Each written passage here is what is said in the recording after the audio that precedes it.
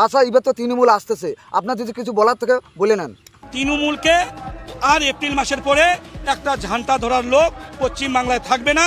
হয় ওরা বাংলাদেশে পালিয়ে যাবে, না রোহিঙ্গা পালিয়ে যাবে। আচ্ছা, এটা ভুল বলছেন, ওরা তো শাসক দল, ওরা কই যাবে? এর বিসর্জনের জন্য মানুষ শুধু সময়ের অপেক্ষা করে আছে। তাই জন্য আজকে মানুষ নরেন্দ্র মোদীজিকে আজকে উপহার দিতে আসছে পশ্চিম বাংলা থেকে।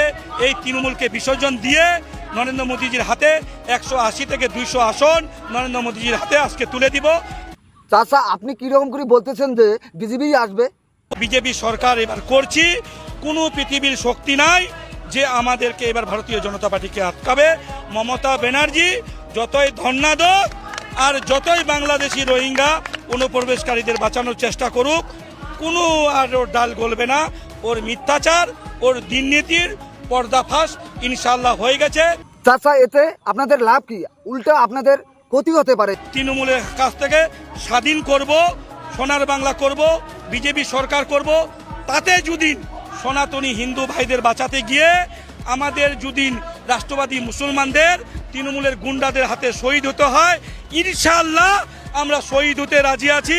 কিন্তু মমতা ব্যানার্জিকে আমরা এই মনসুব কামিয়াব হতে দিব না।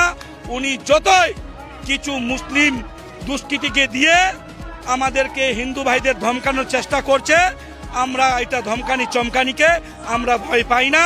আমরা রাষ্ট্রবাদী মুসলমানগুলো সনাতনী হিন্দু ভাইদের পাশে আছি, থাকবো। তাদের জীবন রক্ষা করার দায়িত্ব আমরা রাষ্ট্রবাদী মুসলমানগুলোর সিনাটা আগে দিব ইনশাআল্লাহ।